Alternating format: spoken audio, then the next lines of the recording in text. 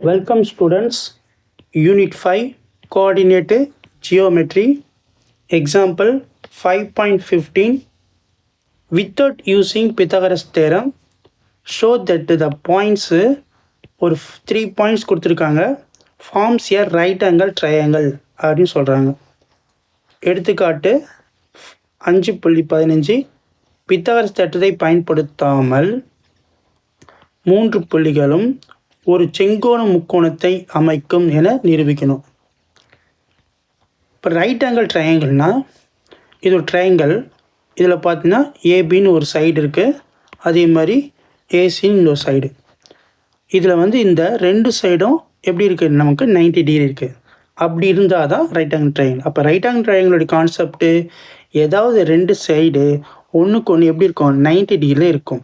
அப்போ ஒன்றுக்கு ஒன்று 90 டிகிரி இருந்தால் அதுக்கு பேர் பர்பண்டிகுலர் டு ஈச் அதர்னு சொல்லலாம். அப்போ அது என்ன பண்ணலாம், இப்போ ஏபியினுடைய ஸ்லோப் கண்டுபிடிக்க முடியும், அதே மாதிரி ஏசினுடைய ஸ்லோப்பும் நம்ம கண்டுபிடிக்க முடியும். அந்த ரெண்டு ஸ்லோப்பை நம்ம மல்டிப்ளை பண்ணால் -1 வரும். இது வந்து கான்செப்ட் ஆஃப் பர்பண்டிகுலர். ஸோ இதை தான் நம்ம இங்கே யூஸ் பண்ண போகிறோம்.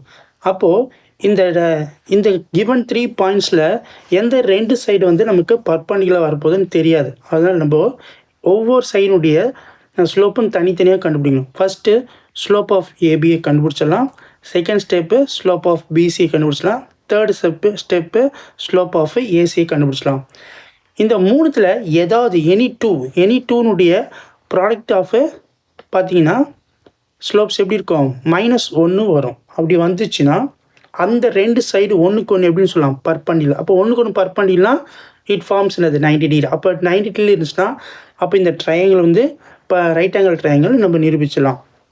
ஸோ சொல்யூஷன் ஹெட்டிங் போட்டுட்டு டேக் அந்த கிவன் 3 பாயிண்ட்ஸை நான் என்ன பண்ணுறேன், வரிசையாக ஏ பாயிண்ட்டு, பி பாயிண்ட்டு, சி பாயிண்ட்டுன்னு எடுத்துக்கிறேன். ஒரு தோராயமாக தான் ஒரு ட்ரையாங்கிள் டயக்ராம் வரைகிறேன். அதில் ஏன்ற பாயிண்ட்டை பிளாட் பண்ணலாம், பி பாயிண்ட்டு, சி பாயிண்ட்டை பிளாட் பண்ணிடலாம். இது நமக்கு புரியறதுக்கு மட்டும். First step we have to find slope of AB.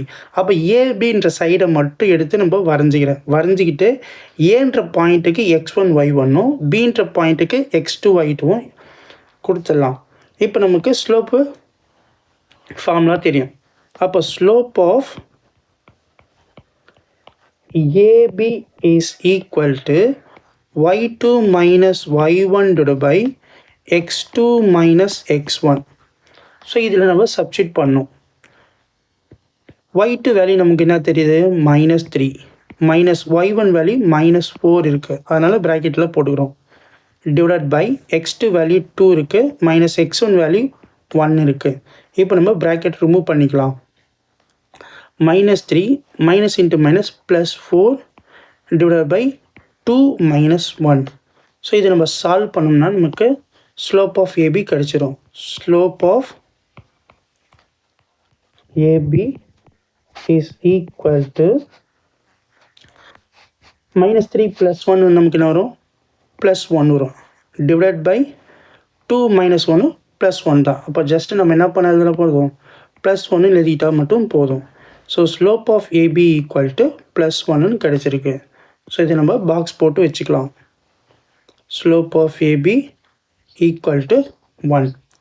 Next step we have to find slope of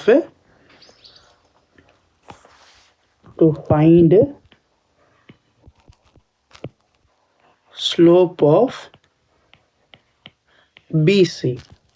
so நம்மளுக்கு புரியறதுக்காக பிசி லைனை வரைஞ்சிக்கலாம், அந்த பிசி சைடை வரைஞ்சிக்கலாம்.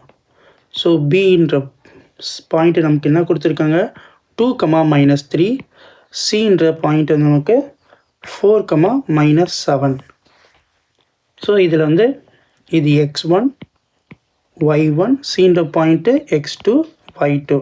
ஸோ நமக்கு ஸ்லோப்பு ஃபார்முலா தெரியும், இதை அப்ளை பண்ணுறோம். Slope of BC is equal to y2 minus y1 divided by x2 minus x1. So இதில் அப்ளை பண்ணும்போது y2 value -7, minus of y1 value -3, அதனால் ப்ராக்கெட் போடுகிறேன். Divide by x2 value 4, minus of x12 value 2. So bracket remove பண்ணலாம். -7 minus into minus plus 3 divided by 4 minus 2. So இது நம்ம simplify பண்ணால் நமக்கு -7 + 3 வந்து -4ம் 4 - 2 2வும் கிடைக்குது. therefore இதை நம்ம 2 டேபிளால் டிவைட் பண்ணால் நமக்கு 2 டைம்ஸ் கிடைக்கும். therefore slope of BC is equal to இங்கே ஒரு மைனஸ் இருக்கனால -2ன்னு கிடைக்கும். ஸோ இதை நம்ம என்ன பண்ணலாம், பாக்ஸ் போட்டு வச்சுக்கலாம். Next step to find slope of AC. So இப்போ நம்ம ஏசி லைனை வரைஞ்சிக்கலாம். ஸோ இதில் ஏன்ற பாயிண்ட்டு நமக்கு 1, -4, சின்ற பாயிண்ட்டு 4, -7. ஸோ இது ஏ வேல்யூ நமக்கு x1, y1, சின்ற value x2, y2. So slope formula நம்ம அப்ளை பண்ணலாம். Slope of AC equal to y2 - y1 divide by x2 - x1. So இதில் அப்ளை பண்ணால் y2 value -7 minus of y1 value -4 divided by x2 value 4 minus x1 value 1. So -7 minus into minus plus 4 divided by 3. So இது நம்ம சிம்ப்ளை பண்ண நமக்கு -3/3. So slope of AC equal to -1 வருது. இப்போ இந்த 3 slope நம்ம கம்பேர் பண்ணால் ஃபஸ்ட்டு ஸ்லோப்பு ஏபியுடைய ஸ்லோப்பு பாருங்கள். ஏபியுடைய ஸ்லோப்பு நமக்கு என்ன வருது, 1 வருது. பிசி ஸ்லோப்பு பார்த்திங்கன்னா நமக்கு -2 வருது. அப்போ இது ரெண்டுத்து மல்டிப்ளை பண்ணால் நமக்கு -1 வராது. அதே மாதிரி ஸ்லோப் ஆஃப் ஏசி பார்த்திங்கன்னா நமக்கு -1 வருது. அப்போ ஸ்லோப் ஆஃப் ஏபியும் ஸ்லோப் ஆஃப் ஏசியும் நம்ம மல்டிப்ளை பண்ணால் நமக்கு -1 வருது. therefore slope of AB into slope of AC equal to slope of AB value 1 into slope of AC -1 is equal to -1 வருது. Hence